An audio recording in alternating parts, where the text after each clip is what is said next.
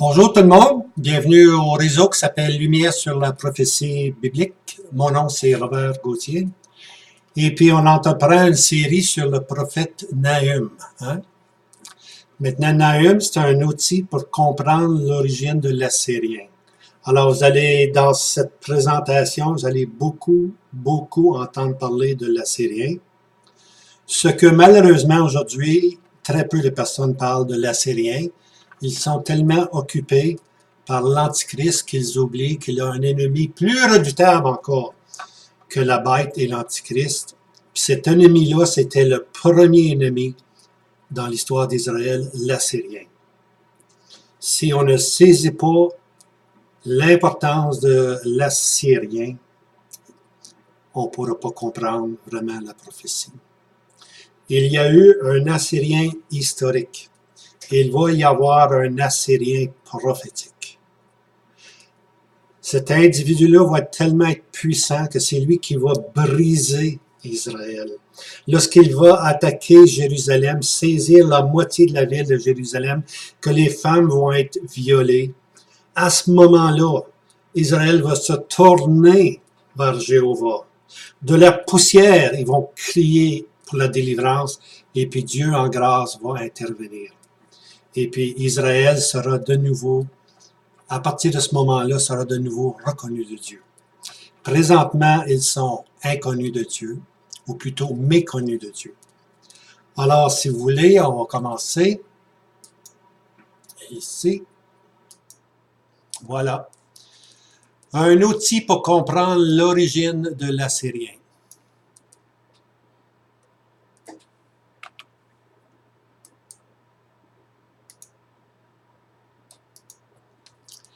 On a arrêté la dernière fois à la consomption décrétée. Si vous vous rappelez, on a pris 3 étapes dans la vie d'Israël. Le passé, lorsqu'ils étaient connus de Dieu, appelés amis, A-M-M-I. La deuxième étape, lorsqu'ils sont méconnus de Dieu, Lo-Ami, pas mon peuple, ça c'est l'étape qui a commencé avec Nebuchadnezzar et qui dure jusqu'à ce jour. On est encore dans le temps des nations. Et puis finalement, le futur, lorsque le peuple va être de nouveau reconnu de Dieu, lorsque Dieu va enfin pouvoir dire « Ami », A-M-M-I, mon peuple. Hein? Ça va être merveilleux. La nuit ténébreuse d'Israël va se terminer lorsque le Messie va restaurer son peuple. Alors, on a employé une expression, la consomption décrétée. Alors, on a dit que la consomption décrétée, c'est la même signification que le mot indignation. Parce que l'Assyrien est l'indignation de Dieu. L'Assyrien est la verge de Dieu. Alors, Dieu va se servir de l'Assyrien pour frapper son peuple. Puis c'est à ce moment-là, lorsque l'Assyrien intervient sur la scène prophétique, Israël va se convertir, vous allez voir. Alors, la consomption décrétée ou l'indignation, comme je mentionnais, c'est une expression qui nous parle des derniers jugements. Je ne parle pas du jugement de la fin, là. Des derniers jugements avant la restauration du peuple d'Israël. Quand j'appelle le jugement de la fin, c'est le grand trône blanc, naturellement. On n'est pas là encore. Il faut que, premièrement, Israël soit restauré. Il faut qu'il y ait le millénium, 1000 ans de règne. Après ça, on va avoir le grand trône blanc. Hein? Alors, le Nouveau Testament, la consomption décrétée, le Nouveau Testament reprend le thème, pour ainsi dire, comme ceci. Le Nouveau Testament reprend le langage ou les 2 citations d'Ésaïe comme suite, car il consomme et abrège l'affaire. En justice, parce que le Seigneur fera une affaire abrégée sur la terre.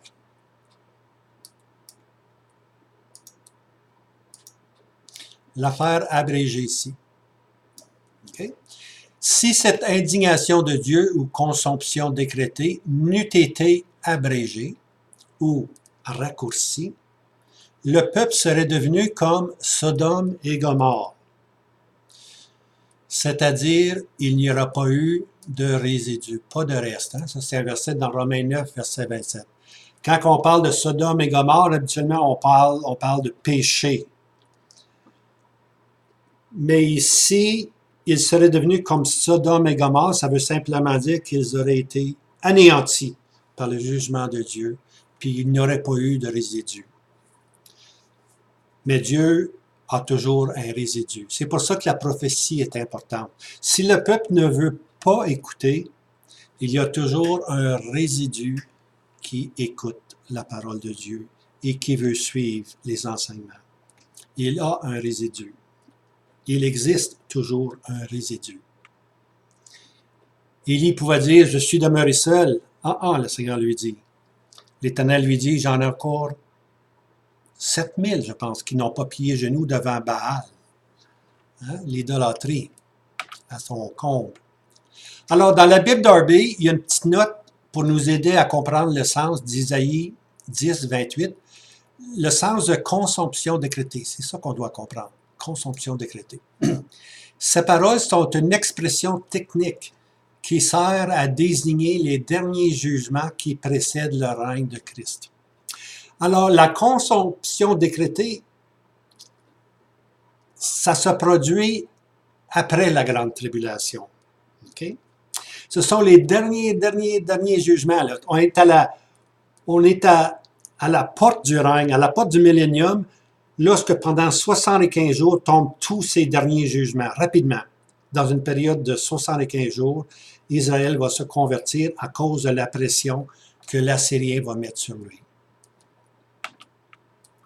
Les derniers jugements. Quand je parlais des derniers jugements, là, habituellement, on pense du dernier jugement, celle de tous les morts qui ressusciteront et passeront devant le grand trône blanc.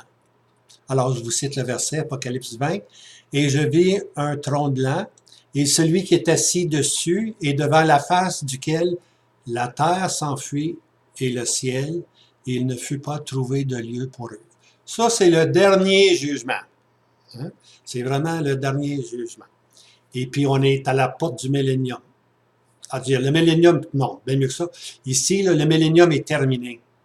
Okay? Le grand trône blanc apparaît après que le règne de 1000 ans est terminé. La terre s'enfuit. Ici, on est à la fin du millénium.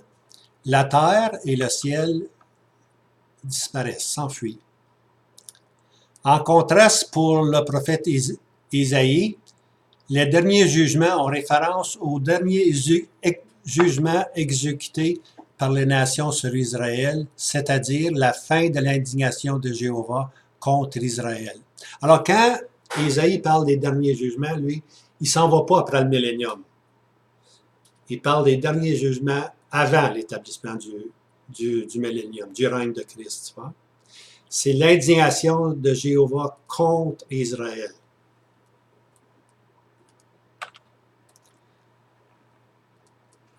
Alors, comme je disais tantôt, cette consomption ou ce temps abrégé n'est pas la grande tribulation. C'est une période subséquente. Cette période-là va se produire après la grande tribulation. On peut même dire que cette période-là va arriver après que la bête et le faux prophète sont jetés dans l'étang de feu. Alors, à ce moment-là, celui qui vient en évidence, c'est l'Assyrien. Il était là durant cette période-là, mais maintenant, il devient plus agressif, pour ainsi dire. Il va saisir la ville de Jérusalem. La moitié de la ville va être saisie. Les femmes vont être violées. Ça, c'est l'Assyrien futur. L'Assyrien prophétique, non, historique plutôt, si vous vous rappelez, il est allé jusqu'au cou. Oui, il est allé jusqu'au cou.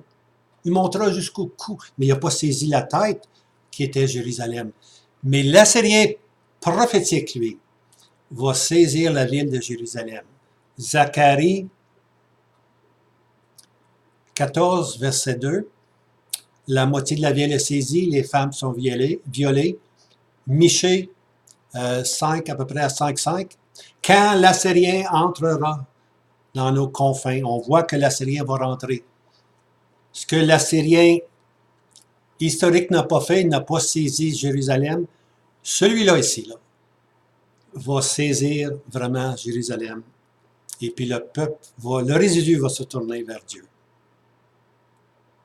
Alors, dans Daniel 12, verset 7, on lit ceci, c'est un homme vêtu de lin, lui dit le temps de la durée des merveilles. La durée des merveilles, c'est la grande tribulation. Hein? Juste ici. Là. La durée des merveilles. Okay? On appelle ça la grande tribulation. Sera de 1260 jours. Alors, la grande tribulation dure une période de 1260 jours.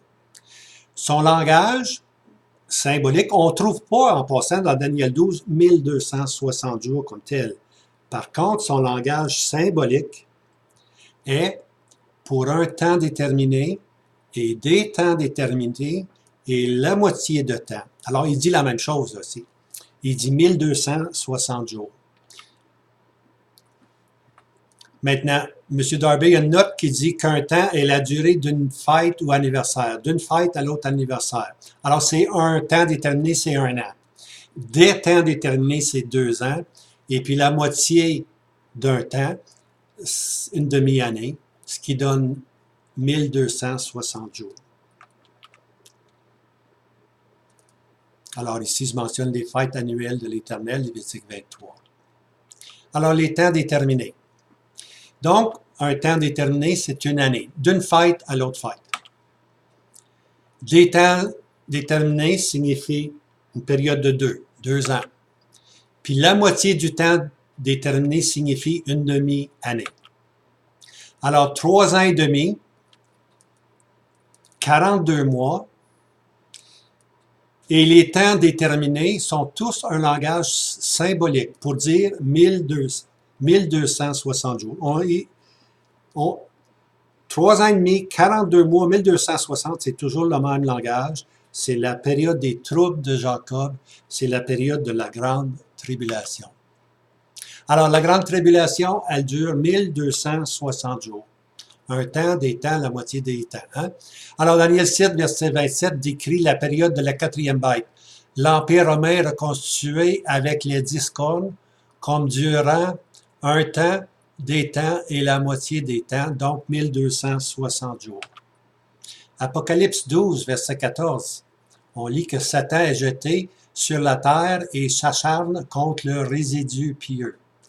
Ces derniers sont cachés pour combien de temps? Un temps, des temps et la moitié du temps, loin de la face du serpent.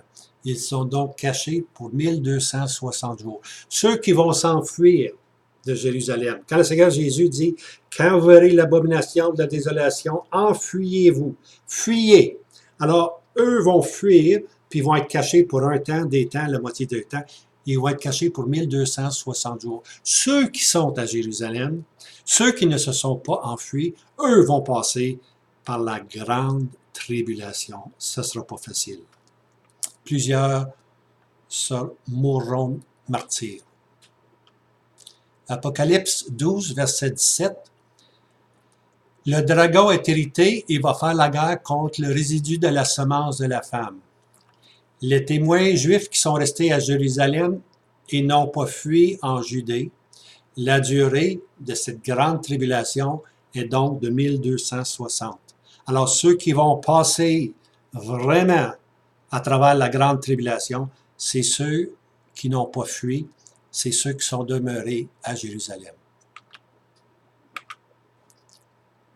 Apocalypse 13, verset 5. La bête est l'Empire romain reconstitué. Ses agissements sont limités à 42 mois, soit 1260 jours. Le langage est toujours le même. Hein? 42 mois, 1260, un temps, des temps, la moitié d'un temps.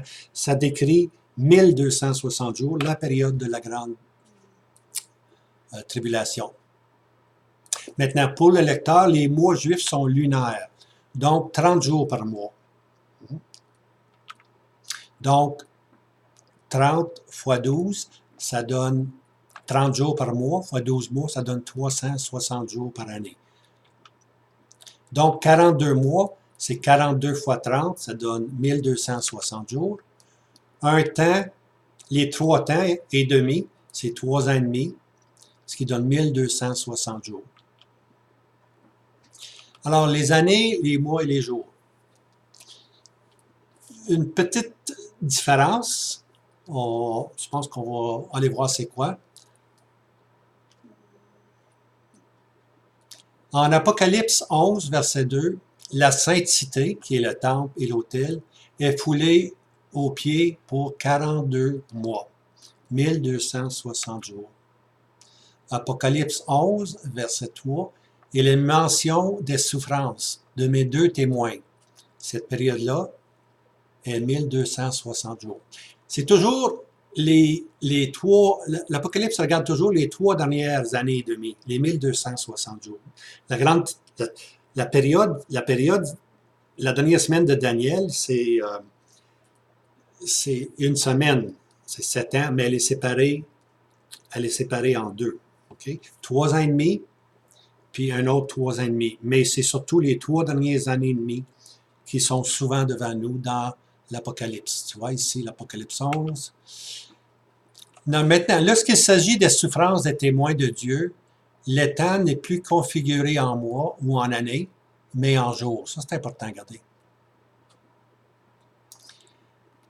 Les souffrances, les deux témoins, 1260 jours.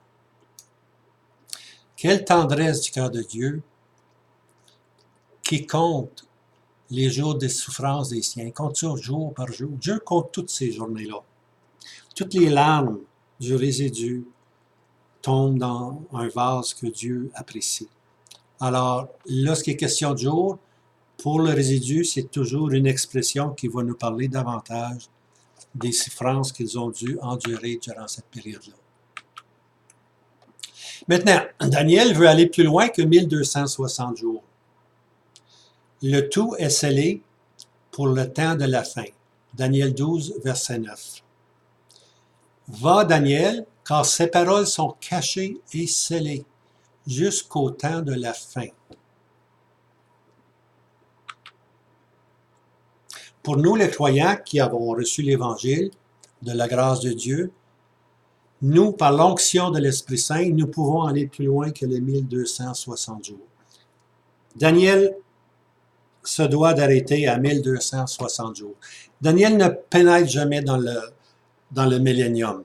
Il faut aller dans le prophète suivant, qui est dans le prophète précédent, c'est-à-dire qui est Ézéchiel. Et puis Ézéchiel, lui, rentre dans cette période-là où le temple va être rebâti, les sacrifices vont revenir, et puis Israël va être restauré. Mais Daniel, lui, il peut pas, tout est scellé pour lui. Il ne va pas jusqu'à la fin. Nous, on va jusqu'à la fin. Avec l'apôtre Jean, il lui a dit, ne scelle point les paroles de la prophétie. Ne scelle point. Ici, on scelle les paroles pour Daniel, pour les croyants aujourd'hui, ne scelle point les paroles. Hein? Aujourd'hui, nous autres, on peut aller plus loin parce qu'on a l'onction de Dieu. On a l'Esprit Saint pour nous enseigner. Cacherai-je à Abraham ce qui va arriver? C'est ça le but de la prophétie. Dieu veut nous révéler les choses qui vont arriver. Et puis, les Écritures sont là, c'est à nous d'aller, puis de regarder, de sonder les Écritures. Hein? Alors, comme je disais, ici, le prophète Daniel, lui, doit arrêter à 1260 jours. Il ne va pas plus loin. Le prophète Ézéchiel, lui, nous emmène dans le règne millénaire avec la reconstruction du temple et le retour au sacrifice. Ça, c'est Ézéchiel 40 et suite. Okay? Isaïe fait de même et beaucoup de petits prophètes aussi, comme celui que nous allons étudier, Nahum. Okay? Alors, on va aller on va toujours plus loin maintenant. On va toujours aller plus loin. Comment loin pouvons-nous aller? Alors, si Daniel arrête à 1260 jours, l'homme vêtu de lin annonce 30 jours de plus, soit 1290. L'homme vêtu de lin dit ceci. Il dit un temps, des temps, la moitié des temps, c'est 1260 jours. L'homme de lin annonce un 30 jours d'extra, ce qui nous emmène à 1290. Alors, il y aura 1290 jours. Daniel 12, verset 11. l'homme vêtu de lin ajoute encore une autre période qu'on appelle 45 jours, soit 1335. On est parti de 1260, on est allé à 1290, puis maintenant on est arrivé à 1335. Bienheureux est celui qui attend et parvient à 1335 ans. On est au millénium ici. On est à la porte du millénium. Lorsqu'on va arriver à 1335 ans, bienheureux, tout est terminé. Israël rentre avec le Messie, puis c'est le règne millénaire. Okay? Alors, il y a 75 jours ici. 30 plus 45 qui sont mis en lumière par Daniel.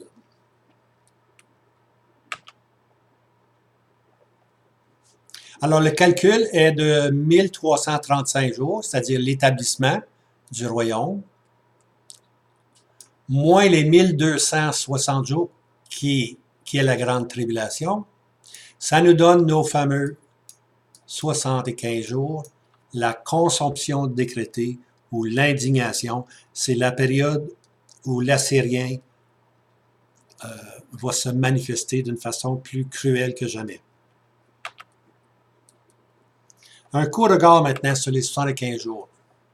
Si la grande tribulation est 1260 jours, la consomption décrétée, c'est-à-dire les derniers jugements de Dieu sur Israël avant l'établissement du royaume, est limitée à 75 jours. Alors, c'est important qu'on puisse réaliser qu'il faut connaître les 75 jours. Qu'est-ce qui va arriver dans la période des 75 jours? C'est la période de l'Assyrien. Alors, vous pouvez maintenant comprendre pourquoi l'Assyrien est tellement important. Il y a eu l'Assyrien historique, mais Dieu parle de la verge de sa colère, c'est l'Assyrien.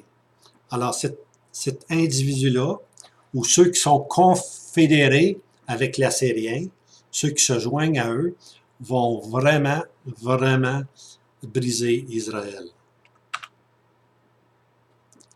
Alors, cette limite de 75 jours, on la voit en deux phases. Un 30 jours jusqu'à 1290 et un autre 45, 1335. Lisons Daniel 9, verset 27. À cause de la protection des abominations, c'est-à-dire les idoles, il y aura un désolateur. Et boy, ça c'est important. Un désolateur, et jusqu'à ce que la consomption et ce qui est décrété soit versé sur la désolée. Daniel 9, verset 27, pensez-y là. Daniel, par l'esprit prophétique, nous annonce qu'une fois que l'abomination de la désolation est établie, Dieu va intervenir en envoyant sur le peuple un désolateur, celui qui désole. Ça, c'est l'Assyrien, mes bien-aimés. Dieu va envoyer l'Assyrien, puis jusqu'à ce que la consomption et ce qui est décrété, les 75 jours, soit versé sur la désolée. Bien, la désolée, bien-aimés, c'est Jérusalem, la désolée. Alors, un désolateur doit venir sur la désolée. Puis c'est ce désolateur-là, qu'on appelle l'Assyrien prophétique, qui va briser Israël, qui va briser la désolée Jérusalem, puis elle va se convertir, puis elle va se tourner, finalement, elle va se tourner vers Dieu. Ça va être la fin de sa nuit de noirceur. Puisqu'Israël sera idolâtre, ayant adoré la bête politique et civile, en plus d'adorer le faux prophète religieux, l'homme de péché, l'Antichrist, Dieu va susciter un désolateur sur la désolée Jérusalem. Alors le peuple, il va être idolâtre. Il faut que le peuple redevienne idolâtre. Depuis Babylone, le peuple n'a jamais été idolâtre. Jamais, jamais été idolâtre. Même quand le Seigneur Jésus est venu, le peuple n'était pas idolâtre. Ça fait maintenant 2000 ans que le Seigneur Jésus est venu. Ça fait 70 ans et plus que Israël est son pays. Israël, à ce jour, n'est pas encore idolâtre. C'est un retour dans l'incrédulité. C'est un retour patriotique, c'est pas un retour vers Dieu. Mais ils ne sont pas encore, à ce jour, ils ne sont pas encore idolâtres. Mais le Seigneur Jésus a dit qu'un autre viendra à son nom et vous le recevrez. Alors le Seigneur Jésus a annoncé que Israël va retourner dans l'idolâtrie. Hein? La maison a été balayée, nettoyée depuis Babylone, mais un esprit avec 7 fois plus de mauvais anges, pour ainsi dire, va revenir, et puis le peuple va être idolâtre. Hein? Mais lorsque le peuple va être idolâtre, Dieu va susciter un désolateur sur la désolée qui est Jérusalem. Le désolateur, c'est qui le désolateur? Cet instrument de désolation est la verge de sa colère. Ésaïe, Michée et les prophètes nomment tous cet instrument l'Assyrie ou l'Assyrien. Si vous lisez l'Ancien Testament, vous allez continuellement voir l'Assyrien et puis Babylone. Ce sont les deux ennemis que Dieu a suscités. L'Assyrien, lorsque le peuple était connu de Dieu, et puis avec le roi de Babylone, lorsque le peuple n'était plus connu de Dieu. Deux ennemis. Un, lorsqu'il était connu, l'autre, lorsqu'il est méconnu. Ce sont les deux agents de destruction qui vont intervenir dans l'histoire d'Israël. Maintenant, la Syrie, elle a une capitale. La Syrie, c'est un pays, on va voir avec des maps tantôt. Mais la capitale, c'est Ninive. Hein? Et son prophète, c'est Nahum. Voilà maintenant, graduellement, on s'en vient dans Nahum. Tout ça, là, c'était comme Alice en Kiro. On s'est fait masser avec la prophétie, puis subitement, on arrive avec l'enseignement, puis on espère que cet enseignement-là va passer tout à fait doucement. Hein? On va rentrer dans le prophète Nahum bientôt. Je dis son prophète, car pour le jugement d'Édom, son prophète est Abdias. Ça, c'est un autre. On pourra prendre un jour Abdias. Abdias, un chapitre est complètement consacré à Édom. Nahum, complètement consacré à la destruction de Ninive, ou bien donc à la destruction de l'Assyrien. Maintenant, l'étudiant prophétique ne peut pas simplement lire ces scènes historiques, se frotter les mains puis dire voilà, ça c'est un fait accompli. Si on se limite à l'histoire qu'on lit dans l'Ancien Testament, on manque le bateau.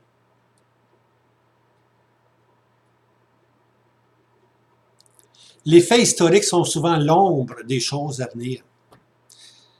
Il faut prendre les faits historiques comme tels, ils sont accomplis dans le temps, mais il y a une raison pourquoi Dieu a donné cette histoire-là. Dieu ne parle pas pour parler. Pas comme nous autres, on parle pour parler, mais Dieu a toujours un but. C'est qu'il nous fait faire un saut prophétique. Il nous dit ce qui va arriver dans le futur.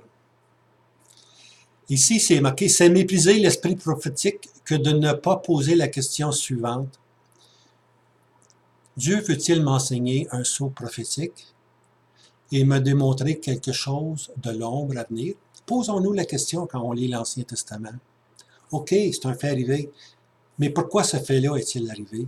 Est-ce qu'il y a une suite à ça? Hein? On est capable de regarder le tabernacle, tous les ustensiles du tabernacle et puis toute l'imagerie. Dans le Nouveau Testament, on lit que ces choses étaient l'ombre des choses à venir. Une image. Tu vois, on marche une journée, puis on regarde la terre, puis on voit l'ombre d'un avion, on voit ses ailes. Mais on fait juste voir l'ombre. Il faut lever les yeux pour voir l'avion. Hein? Alors c'est pareil, il faut pénétrer, il faut lever les yeux, il faut pénétrer dans les pensées de Dieu, puis sans cesse se poser la question, qu'est-ce que Dieu veut m'enseigner ici? Bien important, très important. Alors la prophétie, c'est un tout, c'est un ensemble. Hein? La prophétie, c'est comme l'écriture ne peut être anéantie. On ne peut pas anéantir la parole de Dieu. Elle est un tout très bien soudé ensemble. Hein? Et puis, il n'y a pas de cas isolé. Il n'y a pas d'interprétation particulière. Là, des fois, on prend des cas. Ça, c'est arrivé, c'est fini. Non, c'est arrivé. mais ça ne veut pas nécessairement dire que c'est fini. Est-ce qu'il y a une leçon pour nous? Tu vois? Est-ce que Dieu ne veut pas m'emmener plus loin? Hein? Alors, lorsqu'on voit une ville qui est détruite, une bataille, un certain roi, tout a un but spécifique. Dieu ne parle pas pour rien dire. De là l'importance de questionner Dieu dans son sanctuaire, entrer dans la présence de Dieu et se demander quelle est la portée prophétique d'un tel passage, d'un tel événement ou d'un tel fait historique. L'esprit prophétique veut nous faire connaître les choses qui doivent arriver. Et puis parce qu'on n'a pas pris en considération le personnage de l'Assyrien, parce qu'on n'a pas pris en considération l'importance de l'Assyrien, parce qu'on a simplement pris l'importance de l'Antichrist, on n'a pas pu rentrer dans la prophétie. Il faut connaître l'Antichrist, mais il faut aussi connaître celui qui va suivre, qui arrive après l'Antichrist, qui est l'Assyrien prophétique. Si on ne le voit pas, on ne peut pas découper droit la parole de Dieu. C'est tout simplement impossible. On ne voit pas les 75 jours. On voit seulement 1260 jours. Et puis on crie l'Antichrist, l'Antichrist, l'Antichrist. Non. Il faut se rendre à 1280 jours. Il faut prendre en considération les 75 jours que Daniel a intercalés, mais que Daniel n'a pas expliqué, mais que l'esprit prophétique peut nous expliquer si on veut rentrer dans le sanctuaire, dans la présence de Dieu. Dans le cas de Sodome, l'Éternel dit « Cacherai-je à Abraham ce que je vais faire ?» Genèse 18, verset 7. Dieu ne veut rien nous cacher. Dieu nous appelle ses amis. Dans l'Évangile, je vous appelle mes amis. Il n'y a pas de secret. Il n'y a pas de secret pour quelqu'un qui est un vrai ami. On ouvre notre cœur à un ami. On n'ouvre pas notre cœur à n'importe qui. On ouvre notre cœur à un ami. Et le Seigneur nous appelle ses amis. Quelle bénédiction. Je pense que je vais arrêter ici pour le moment. Là. On va revenir à un autre. On va regarder maintenant les 30 jours de la consomption décrétée. Puis on va rentrer vraiment dans ces 75 jours. Alors, je vous laisse parce que c'est trop beau que le Seigneur nous appelle ses amis. Alors, Maranatha, Seigneur vous aime.